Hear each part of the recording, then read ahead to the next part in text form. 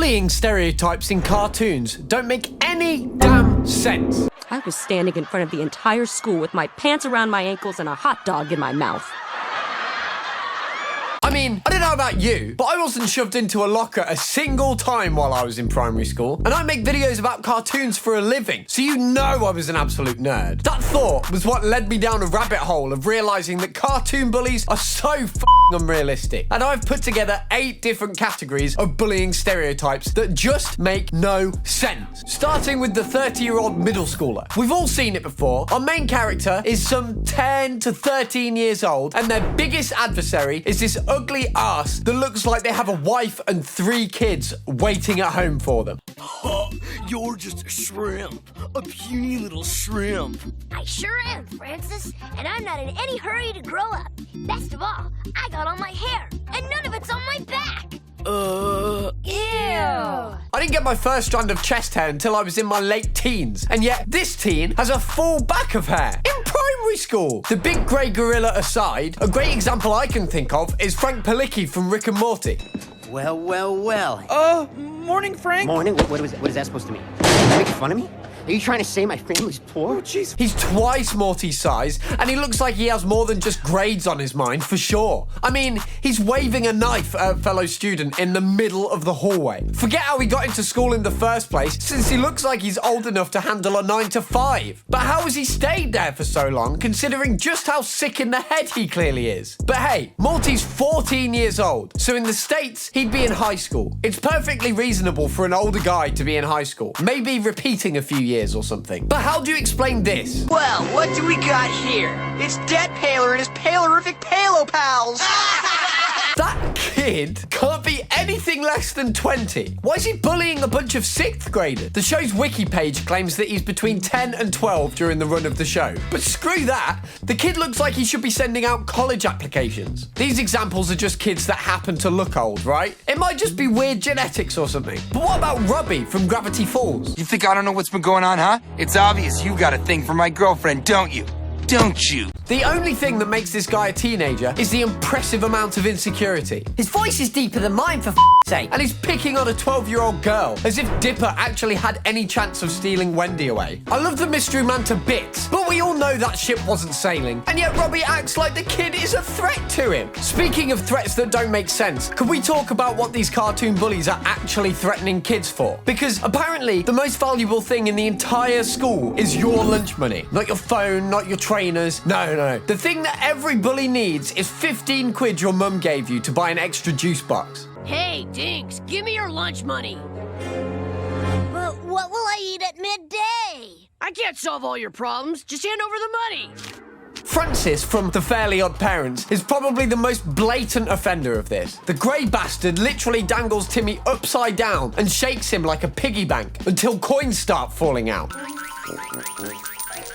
Give me your lunch money, Turner. I mean, to be fair, in that same episode, he goes on to steal the Turner's house and car. So he's a bit of a step up. But what the hell was he even going to do with Timmy's lunch money? Buy himself a Happy Meal? The twerp's 10 years old. Chances are, Francis has more luck getting money from the local hobo than from Timmy. And then you've got Nelson Muntz from The Simpsons, who's basically the poster child for this sort of thing. He's so efficient with it, in fact, that in one episode, he goes around doing the rounds and collecting lunch money from any nerd unfortunate enough to be on his list. Nelson, don't you want my lunch money? Nah, chicks wind up getting all your money anyway. That's sexist, but thank you. Now I gotta go liberate some cash from your brother. Funny thing is, even the show acknowledges that this trope is absolutely ridiculous. In a later episode, an adult Nelson runs into an older Bart, and even years later, he asks Bart for his lunch money. Art, look, it's Nelson. Give me your lunch money. Ah. Just kidding, that's stupid kid stuff.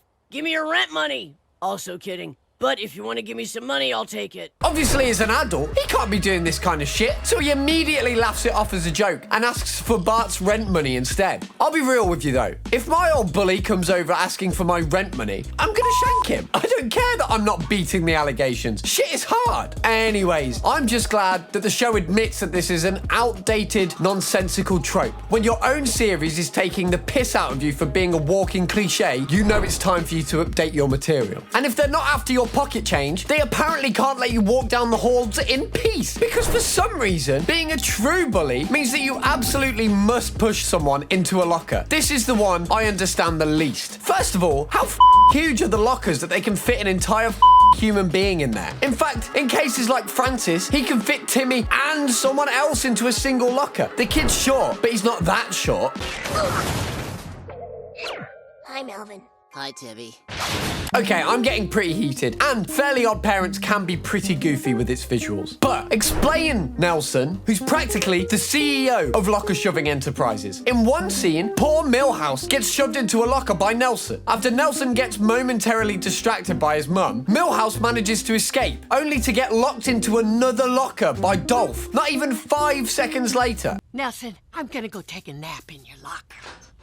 Freedom! And they get shoved in there so easily too. It just does not physically make any damn sense. And thinking about it is driving me crazy. And if you think being a girl makes you immune from the locker treatment, then bloody hell are you wrong. In the episode Bye Bye Nerdy, a new girl named Francine shows up at Springfield Elementary, and Lisa tries to be friendly with her. Hi there. My name's Lisa. What's yours? Ugh. Francine's response? Giving Lisa a stinking black eye and then stuffing her into her locker. And she is on one hell of a kill streak because she goes on to do the same thing to Milhouse and Ralph. How about jazz? Do you like jazz? I like jazz. Milhouse? She got you too?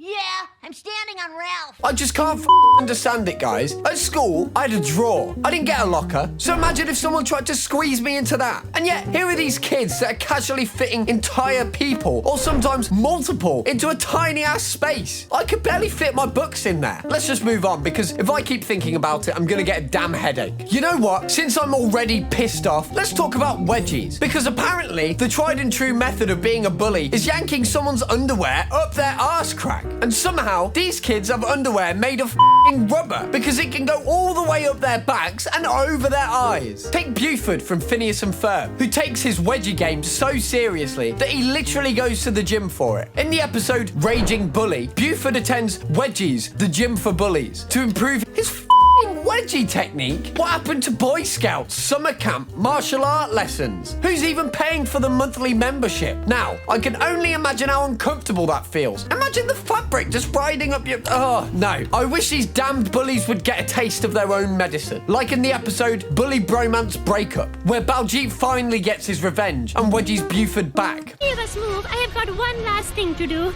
I feel much better. Do not you? Wow. I had no idea that was so uncomfortable. I am so sorry. After getting a taste of his own medicine, Buford has the audacity to claim that he never knew it was so uncomfortable. Mate, you've been dishing these out for years. How have you gone this long without realising what you're putting people through? But at least he has some compassion for his victims. Francis might be too dumb to even know what compassion is. In Pipe Down, Francis wedges Chester and AJ so hard that they literally explode out of their clothes.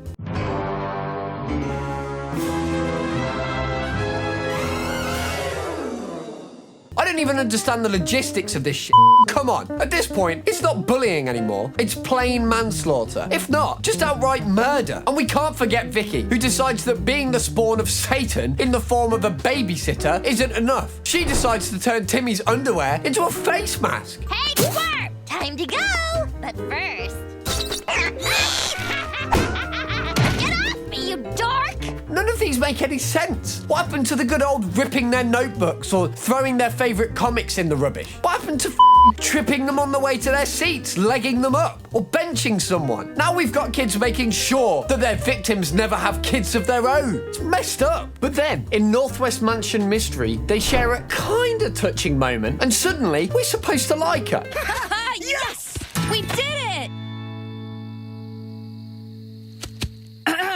Can I pay you to pretend that never happened? Sure, fine. I guess she had a better character arc than Helga, but still, by the end of the show, she's all buddy-buddy with the Pines family, even while the b***ness is still front and centre in her personality. I guess love conquers all, right? I wouldn't know. The only thing I love is you guys, and it's purely platonic. No, this is not a cry for help. And then, imagine, they do all this shit, and one day, come up to the main character and say, okay, we're friends now, and we're just supposed to believe it. I kid you not, this happens way more times than you probably even realise. Months, or sometimes years, treating someone like crap, and then all of a sudden, they're supposed to be best friends. Take Helga Pataki from Hey Arnold, for example. This girl did the whole bully routine perfectly. Picked on the shape of his head, bullied him, made fun of everything about him. You know, the works. Up in front of the house like she was waiting for you to come out or something. Yeah, so she can call me football head and yuts and paste for brains. Hey, see, that's my point. That's crazy, Grandpa. But then, plot twist, it turns out that she's been in love with him the whole time. In the movie, she finally confesses her feelings and kisses him. I'm confused.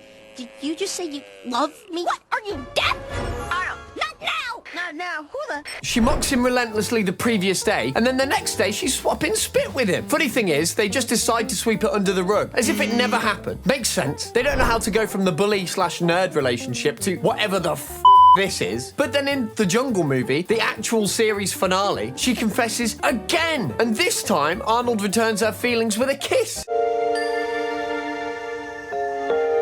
After years of physical and verbal abuse, all it takes is a kiss from the pretty girl, and he's willing to ignore the whole thing. And what about Pacifica Northwest? Snobby, rich, and These ingredients come together to form an insufferable little girl. She's horrible to Mabel, looks down on everyone, and is basically the worst. I'm sorry to break it to you, but Pioneer Day is for serious people, and you look and act ridiculous. Hey, I can be serious. Wow, I'm embarrassed for you. And no one knows this more than my man himself, Dipper Pin. His hate for the girl is so deep, it might as well be his hobby after monster chasing. And he isn't scared to say it to her face either. Hey, Pacifica! Nathaniel Northwest didn't found Gravity Falls, and your whole family is a sham. Deal with it. What? Mom! Man, revenge is underrated. Anyways, moving on from my non-existent love life, let's talk about something even more unreasonable. Have you ever noticed how bullies like this have sidekicks? Running you at the flagpole at 3:15. And you better be prompt. Here's 4 of the meetings scheduled this afternoon. And this isn't some evil villain and their sidekick, nah. It's more like these mindless grunts that are just there to make the bully look more intimidating. You have the mean girls and their lackeys, but even the brutes that can barely take a kindergarten maths test are somehow leading a group of bullies. Like Wolfgang from Hey Arnold. He's a fifth grader, for God's sake, but he's got Edmund trailing behind him like a dumbass shadow. Come on, Edmund, let's go. But Wolfgang, they're 4th graders. If we went, wouldn't we be uncool? No. Wow, Wolfgang, you're really smart. Duh. Come on. Let's go. Edmund is so bloody stupid too that Wolfgang continuously insults and belittles him, and yet they still keep hanging out together. And it's not like they somehow make the bullying more effective. Edmund constantly makes the dumbest mistakes while working with the Wolfgang to bully Arnold. You pathetic 4th grade losers are wasting your time. Laugh and agree. I agree. Good series of insults, Wolfgang. Shut up. Like, mate, if your sidekick is making your bullying less effective, maybe it's time to find new help. Why do they need backup? Are they that insecure? Is it a power thing? Do they just get lonely and need mates to hang out with between bullying sessions? I don't know, guys. Maybe the real bullying was the friends we made along the way. Or maybe my lonely ass would never understand the true power of friendship. Either way, it makes no bloody sense to me. But you know what does make sense? Hating on rich kids. I mean, come on. Those blokes are blessed with silver spoons up their asses and decide to make it everyone else's problem. Pacifica Northwest is an almost comically perfect match for this stereotype. The girl's family literally owns Gravity Falls. They're the richest, most powerful family in town. And Pacifica is no stranger to abusing that power. What do you want? Money? I want you to say that the Northwest family is the best family in Gravity Falls. Oh, sure. You want that in writing? Like that one episode where she straight up bribes old man McGucket so that she can win a beauty pageant. Or another time where a family hosts the entire Pioneer Day festival because they're supposedly the founders of the town.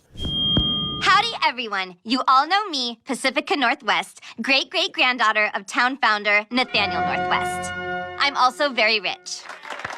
You have no idea how satisfied I was when Dipper revealed that her whole family was a scam. She's still rich, but hey, we take the little wins on this channel. And then there's Angelica Pickles from the Rugrats, who has to have broken some sort of record for being the youngest master manipulator. There's an episode where she uses a voice changer to imitate her mum and order whatever she wants online. Wide world. So, I want you to run right out to Toy City and buy me, I mean her, that new Cynthia Ultra Mega Play World that she's been wanting for so long. Since she's been so good and all. Of course, hardly any consequences follow, because she's loaded. In fact, she's got her parents wrapped so tightly around her finger that in an episode, the adults decide to ignore her bad behaviour to see if she might change her ways. Of course, that goes exactly as you'd expect, because she only ends up being even more of a tyrant. It's 4 o'clock in the morning. Why on earth are you making chocolate pudding? Because I've lost control of my life.